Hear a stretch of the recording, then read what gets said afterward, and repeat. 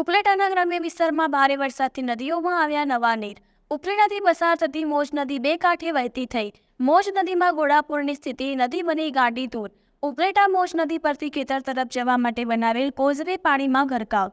Causeway પર ફરી વળ્યા પાણી, ખેડૂતોને ખેતર જવામાં હાલાકી। ઉપલેટામાં આજે કુલ 3 ઇંચ વરસાદ વરસ્યો છે। વરસાદને કારણે ખેડૂતોમાં ખુશીની લહેર જોવા મળી। સ્થાનિક આગેવાનોએ લોકોને નદીના પટમાં અવાર જવાર ના કરવા કરી અપીલ। અહેવાલ ઇમરાન સરવદી સાથે કેમેરામેન ભાવેશ ગોહિલ, ઉપલેટા। આજે વરસાદ બહુ રાતે સારો થયેલ છે, એના કારણે ઉપલેટાની મોજ નદીમાં પાણી સારું આવ્યું છે। પણ એક તકલીફ છે, ખેડૂતને અવરનવર આવતા જવામાં ખેતરે એ રસ્તો નીચો પડે છે। તો સરકારને અમારી અપીલ છે કે રસ્તો ઊંચો કરી દે તો ખેડૂતોને વાંધો ના આવે। ને બીજું કે છોકરાઓને કોઈ આ બાજુ આવે નહીં, વરસાદને કારણે પાણી આવ્યું છે તો કોઈ બચ્ચા ડૂબી ના જાય, અમારી અપીલ છે એટલી। મારું નામ ઉમાભાઈ રબારી, ગામ ઉપલેટા। હું એક ખેડૂત છું।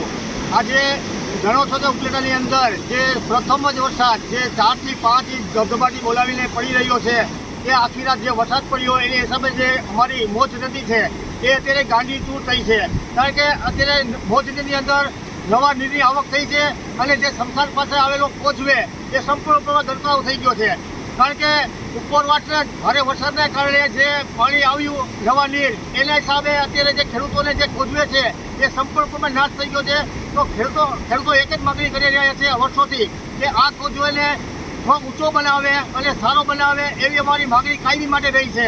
અને કારણ કે જે બરાબર મુશ્કેલી પડી રહી હોય ખેડૂતોને, જે રસ્તો છે અમારો અહીંયાથી 2000 વીઘા જમીનની અંદર માણસો પસાર થતા હોય, જે ખેત મજૂરો જતા હોય, એના માટે કાયમી માટે મુશ્કેલી હોય તો કાયદેસર ઉપર ઊંચો બનાવે અને સારો પુલ બનાવે, એવી અમારી માંગણી હોય છે।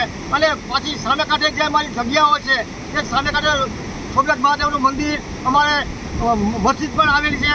તો આ લોકોને ધ્યાનમાં રાખીને સારો પુલ બનાવે એવી મારી કાયમી માંગણી રહી છે।